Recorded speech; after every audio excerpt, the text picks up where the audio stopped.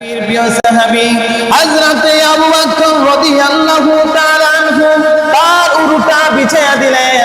গরম উরুর ভিতরে যখন আল্লাহর নবী ঘুমিয়ে গেলেন, ঘুমিয়ে যাওয়ার পরে তখন দেখলেন চতুর্দিকে সবগুলা ছিদ্র বন্ধ। চতুর্দিকে যত ছিদ্র আছে সবগুলা ছিদ্র বন্ধ করে দিলেন পাগড়ি দিয়ে। কিন্তু দেখা গেছে উপরের দিকে তাকাইয়া দেখলেন উপরে একটা ছিদ্র বাকি আছে। জোরে বলি আল্লাহু আকবার। উপরে যখন দেখলেন একটা ছিদ্র বাকি আছে, খালি আছে, মনে মনে ভাবলেন এই ছিদ্রের মধ্যে সাপ থাকতে পারে, বিচ্ছু থাকতে পারে। এই সাপটাকে যদি সাপটা বের হয়ে আসে, বিচ্ছু বের হয়ে আসে, আসার পর আমার আল্লাহর নবীর গা মোবারকের ভিতরে যদি কামড় দেয়, আল্লাহর নবী কষ্ট পাবে, আল্লাহর নবী ব্যথা পাবে। না না, তখন ওই জায়গার মধ্যে আল্লাহ পরীক্ষা করার জন্য এই সাপটাকে ওইখানে রাখছে। যদি বলে সুবহানাল্লাহ, ওই সাপটাকে আল্লাহ পরীক্ষা করার জন্য। এই সাপ, তুমি দেখো আবু বকরের ঈমান কত দুর্বল। ঈমান কি দুর্বল না সবল? না ঈমানের পাওয়ার অনেক বেশি। নবীর মহব্বত আছে না নাই? নবীর মহব্বত কতটুকু আছে?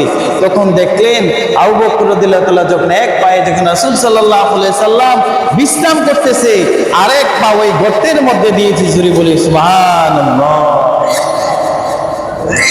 আল্লাহর ইশারায় ওই সাপ হযরত আবু বকরের পায়ের মধ্যে আঘাত করলেন।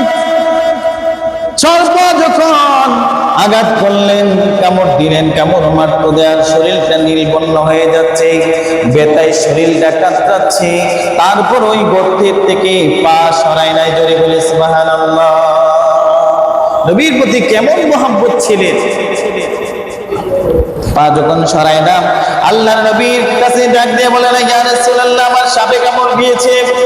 কিন্তু যখন বলে না, শরীরটা নীলবর্ণ হয়ে গেল, চোখ দিয়ে চর চর করে পানিগুলো পড়তেছে।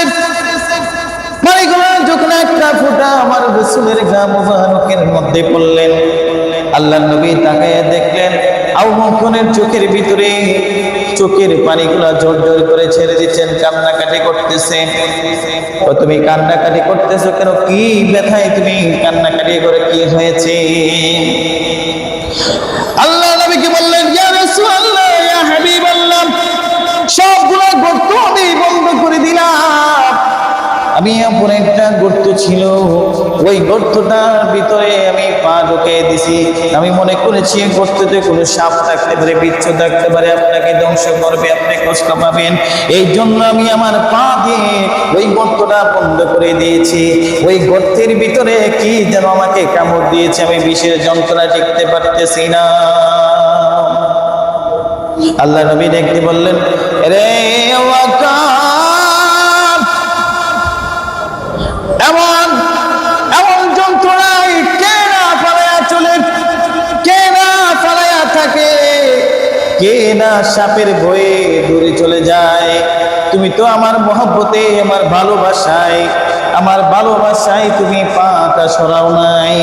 কিন্তু ওই পাটা যখন সরাইলেন, দেখলেন বিষাক্ত সাপ ওই গর্ত থেকে বের হয়ে আসছে।